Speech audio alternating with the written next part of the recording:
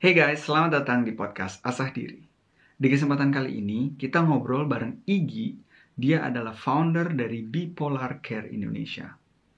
Di sini kita ngobrolin tentang pengalamannya menjalani hidup dengan kondisi bipolar, bagaimana stigma masyarakat yang kadang masih suka memberikan stempel negatif kepada orang-orang yang memiliki kondisi ini, bagaimana peran meditasi mindfulness dalam menghadapi kondisi bipolar ini, dan banyak lagi tema lainnya. So, selamat menikmati episode kali ini.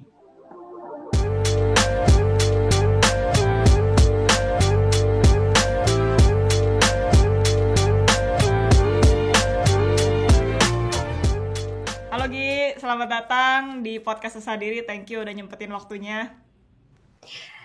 Thank you juga Vina sama Bayu buat invitation-nya.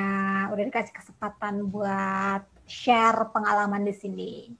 Seneng banget. Sama-sama. Oke Gi, sebelum kita dive in nih lebih dalam ke tema hari ini, yaitu tema soal bipolar, mungkin lo bisa kasih gambaran dulu nggak ke teman-teman yang mungkin masih awam soal bipolar. Bipolar itu sebenarnya apa sih definisinya dan mungkin symptoms-nya apa sih? Oke, supaya orang nggak bingung ya, aku biasanya ngasih definisi yang very simple aja. Gangguan bipolar atau bipolar disorder itu adalah gangguan suasana hati atau gangguan mood yang ditandai dengan perubahan mood yang sangat ekstrim dan sifatnya periodik gitu. Simptomnya kalau jadi dia kan punya punya dua kutub emosi yang terganggu itu ya, maksudnya dua kutub emosi itu ya manik depresif. Nah, kalau manik biasanya itu ngomongnya cepet, irritable, terus gembira berlebihan, terus impulsif, grandiose, biasanya kayak gitu. Pokoknya yang moodnya di atas lah ya. Kalau yang depresif tuh biasanya sedih berlebihan, terus kayak letih, lemah, lesu, kayak nggak ada energi. Terus ada suicidal thought juga, suicide attempt, sampai mungkin yang paling parah adalah sampai suicide gitu. Jadi itu kayak dua kutub yang sangat ekstrem ya. Satu energi berlebihan, satu sangat kurang energinya gitu ya. Iya, itu biasanya kalau gejala-gejala yang muncul biasanya tuh ekstrim gitu. Tapi sebenarnya kalau misalnya ngomongin fase apa tuh fase moodnya itu sebenarnya ada fase manik, ada fase depresif, dan ada fase normal gitu.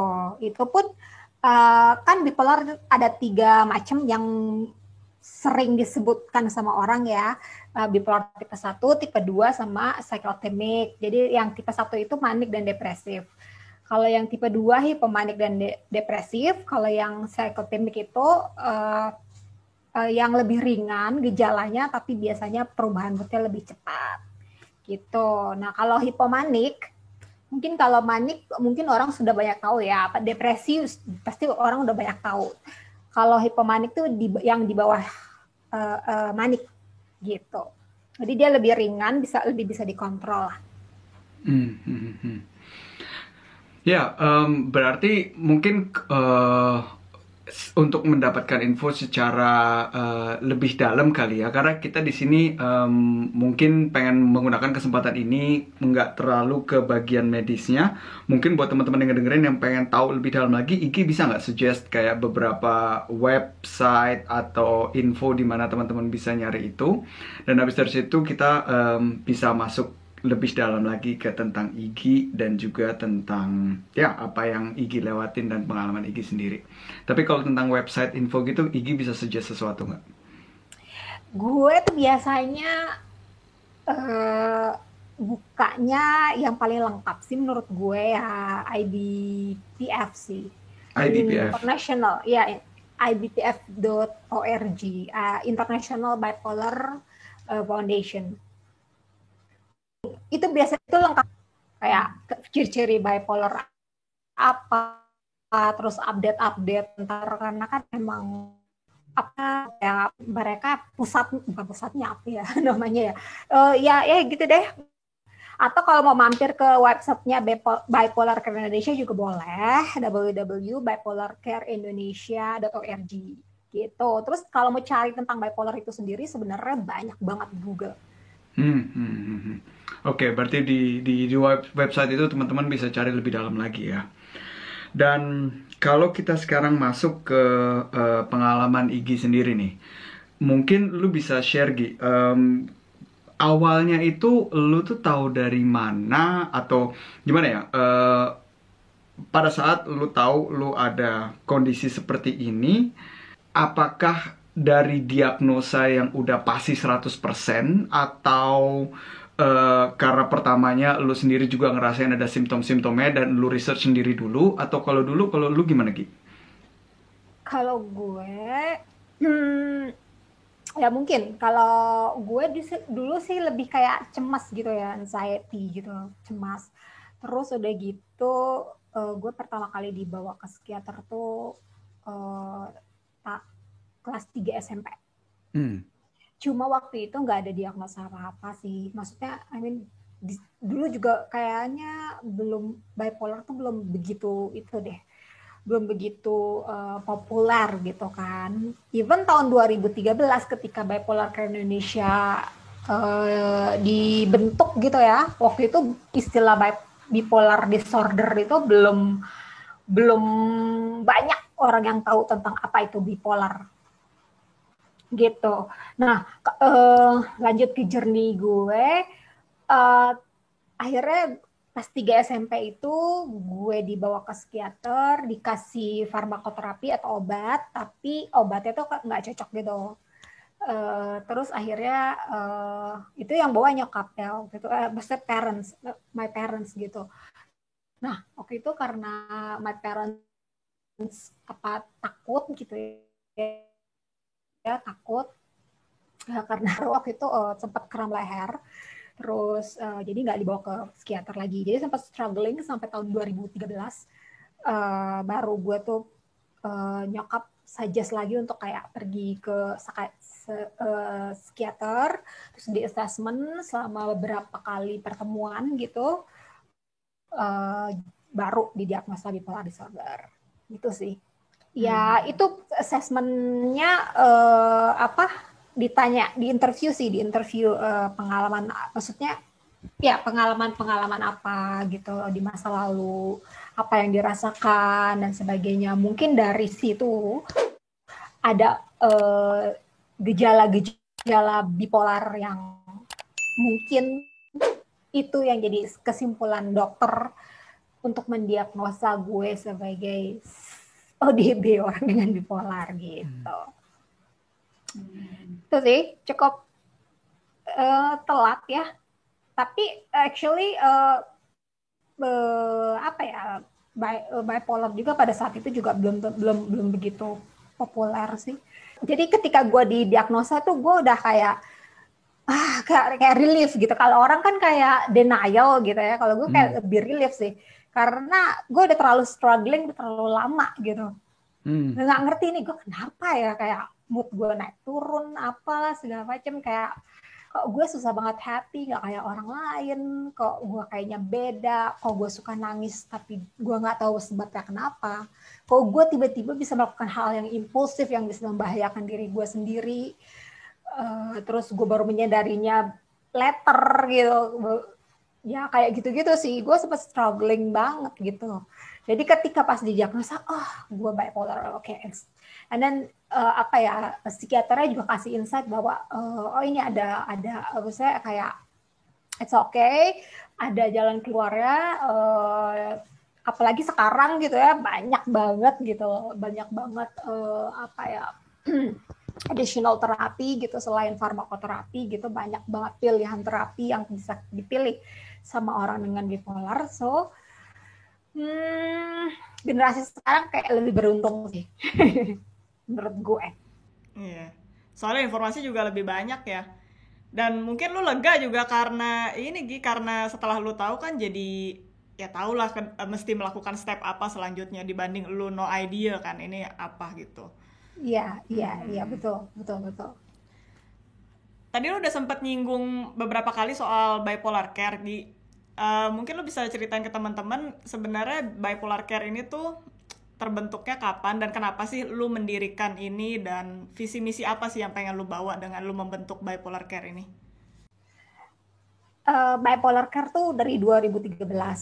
Jadi at that time emang edukasi dan stigma terhadap orang dengan gangguan kejiwaan atau orang dengan masalah kejiwaan tuh very negatif gitu. Jadi pergi ke psikiater tuh kita di stigma banget, pergi ke psikolog kita di stigma banget kayak gitu. Terus depresi juga kita di stigma banget kayak gitu-gitu deh. Jadi at that time kita tuh pengennya dan gue sempat ngerasain kan ngalamin itu sendirian dan nggak enak banget, dan kayak gue cerita ke sini kayak orang kok nggak ngerti gitu, orang cerita ke sini nggak ngerti, tiba kayak ketemu sama teman-teman yang lebih dulu didiagnosa kayak gitu, terus kayak ketika cerita nyambung, dan dari situlah kayak kayaknya kita harus bikin satu komunitas di mana orang tuh punya tempat gitu untuk kayak saling sharing, di mana mereka tidak menstigma satu sama lain, bahkan mengerti satu sama lain. Itu sih tujuannya, visi misinya sebenarnya ya untuk mengedukasi masyarakat at that time tentang bipolar, bahwa bukan waktu itu untuk ngasih tahu bipolar itu apa sih, dan maksudnya it's okay, tidak senegatif itu gitu, bukan quote and quote gila gitu kan dulu gitu ya stigmanya. Terus juga kita pengen teman-teman tuh melakukan kegiatan positif agar supaya tidak relapse, tidak gampang relapse gitulah. Karena kan orang bipolar itu semakin dia sering relapse, dia akan semakin lama penyembuhannya gitu. Jadi kita kayak ngelakukan kegiatan-kegiatan positif, di mana kayak gambar bareng lah, main musik bareng, apapun itu untuk kayak katarsis, kalau bahasa psikologinya gitu. Katarsis itu maksudnya melepaskan emosi, jadi emosi-emosi negatif itu bisa tersalurkan dan tidak relapse gitu. Jadi kayak tindakan preventif, jadi promotif preventif deh. Promotif tuh untuk kayak ngasih tahu apa itu bipolar, dan gimana caranya to cope with that, and then tindakan preventif ya untuk kayak gimana caranya melepaskan emosi, memanage emosi supaya tidak relapse. Kalau ngomongin tentang relapse-nya itu di dalam konteks ini, relapse itu tuh apa ya, Ki ya? Dalam bentuk apa ya? Gejalanya muncul, ya itu entah itu depresi, entah itu maniknya gitu. Dan biasanya kalau relapse itu harus sampai dirawat inap, gitu. Nah kalau udah dirawat inap, bisa jadi dia nanti ada diagnosa baru, bukan diagnosa baru, maksudnya kayak diagnosanya nambah, obatnya nambah, atau macam-macam sih. Misalnya kalau relapse tuh ada yang misalnya dia harus dibawa ke rumah sakit because of dia punya suicidal thought, atau dia ada suicide attempt kayak gitu. Atau misalnya dia tantrum,